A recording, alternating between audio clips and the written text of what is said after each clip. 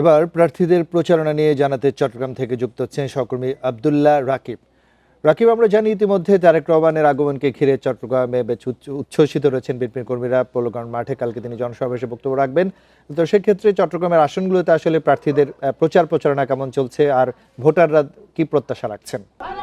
যে আগামীকালকে বিএনপির সমাবেশ, একই সাথে সেই সমাবেশের প্রস্তুতি চলছে, পাশাপাশি প্রার্থীদের যে প্রচারণা এলাকা ভিত্তিক সেই প্রচারণা শুরু হয়েছে সকাল থেকে। আমরা দেখছি নগরীর আগ্রাবাদ এলাকায় 28 নম্বর ওয়ার্ডে 11 আসনে বন্দর পতেঙ্গা আসনের যে প্রার্থী বিএনপি স্থায়ী কমিটির সদস্য আমির খসরু মাহমুদ চৌধুরী, তিনি প্রচারণা চালাচ্ছেন এবং অলিতে গলিতে একেবারে প্রতিটি ঘরে ঘরে আসলে প্রচারণা চালাচ্ছেন এবং ভোট চাইছেন ধানের শীষের পক্ষে।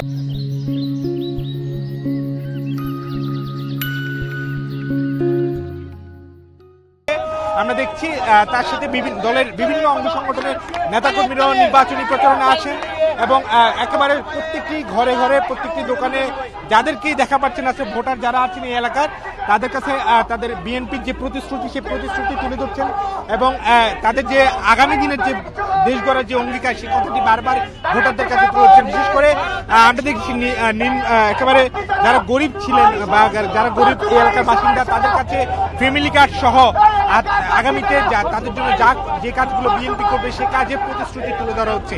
আমির খসরু মাহমুদ চৌধুরী এর আগে গণমাধ্যম কর্মীদের সাথে কথা বলেছেন। তিনি আগামীকালকে যে সমাবেশ ঘিরে ধারণা করছেন যে লাখো মানুষের সমাগম হবে এবং সেখানে শুধু রাজনৈতিক নেতাকর্মী নয়, সেখানে সাধারণ মানুষ অর্থাৎ যারা চট্টগ্রামের ভোটার সেই ভোটাররাও আসবেন এবং তারেক রহমানের যে দিক নির্দেশনামূলক বক্তব্য এবং আগামী দিনের যে নির্বাচনী যে প্রতিশ্রুতি, তারা সরকার ক্ষমতায় গেলে যে কাজগুলো করবেন সেই বিষয়গুলো তুলে ধরবেন। এবং তিনি বলছেন যে চট্টগ্রামকে ঘিরে দলের যে প্রস্তুতি অর্থাৎ দলের যে অঙ্গীকার, যে প্রতিশ্রুতি তারা বলছেন সেই অঙ্গীকারগুলো আবার তারা ব্যক্ত করবেন এবং যেটি বলছেন যে চট্টগ্রামের যে অভূতপূর্ব উন্নয়ন হয়েছে বিএনপি সরকারের থাকাকালীন সময় সেটি আগামীতেও তারা সেই ধারাবাহিকতা বজায় রাখবেন। বিশেষ করে চট্টগ্রামকে লজিস্টিক হাব অর্থাৎ এই অঞ্চলের লজিস্টিক হাব গড়ে তোলার জন্য যা কিছু প্রয়োজন সেই সুপরিকল্পিত যে বিষয়গুলো রয়েছে সেটি আসলে তারা আগামী দিনের রাষ্ট্র ক্ষমতায় গেলে করবেন বলে বলছেন। এবং তিনি বলছেন প্রচারণায় ব্যাপক সাড়া পাচ্ছেন এবং প্রার্থীরা